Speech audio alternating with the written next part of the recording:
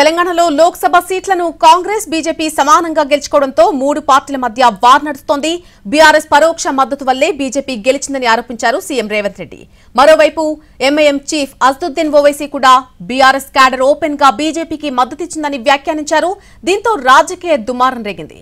రేవంత్ రెడ్డి అజద్ ఆరోపణలకు కౌంటర్ ఇస్తున్నారు బీజేపీ నేతలు. ఎవరి దయతోనూ తాము గెలవలేదని అన్నారు మెదక్ నుంచి గెలిచిన రఘునందన్ రావు. మహబూబ్ నగర్ ప్రజల తీర్పును రేవంత్ రెడ్డి అవమానిస్తున్నారని మండిపడ్డారు డీకే అరుణ.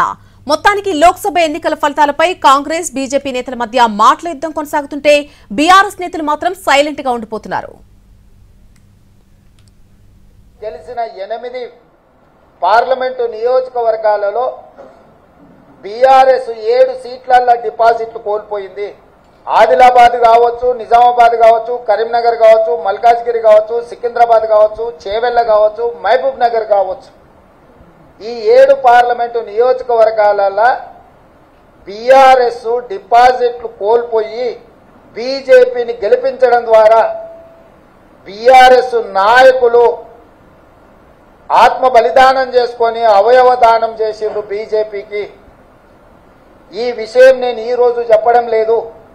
ఎన్నికల ప్రక్రియ మొదలైనప్పుడే స్పష్టంగా పార్లమెంటు నియోజకవర్గాల వారీగా బలహీనమైన అభ్యర్థులను పెట్టి బీఆర్ఎస్ శ్రేణులను బీజేపీకి పని చేపిస్తున్నాడు చంద్రశేఖరరావు అని చెప్పి నేను స్పష్టంగా నిర్దిష్టమైన ఆరోపణ చేసిన వీడియో వేస్తే గెలవలేదు.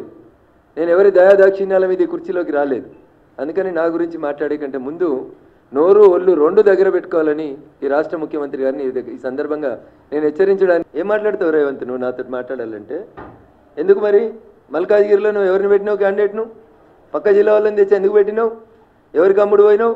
నువ్వు గెలిచిన సిట్టింగ్ సీట్ ఓడిపోతే మాట్లాడే తెలివి లేనివి మెదక్ గురించి ఎందుకు నువ్వు మాట్లాడుతా ఉన్నావు? నాకు హరీష్ రావు సపోర్ట్ చేసినది टीआरएस के लोग ओपनली बीजेपी को सपोर्ट कर रहे थे.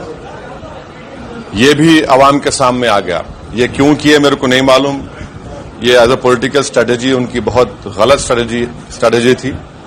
अब इसका क्या खैमियाजा उनको अदा करना లేక ఓటమి గురించి చెప్పుకోలేక ఈ మాటలు చెప్తున్నాడు ఆయన.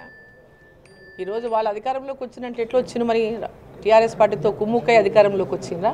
కేసీఆర్ మీద వ్యతిరేకతతో కాంగ్రెస్ ఓట్లు వేసిండు. ఆయన కాంగ్రెస్ పార్టీ అధికారంలోకి వచ్చింది. ఆయన లక్కీగా ముఖ్యమంత్రి అయ్యిండు. అంటే ఓటర్లను అవమానించినట్టే.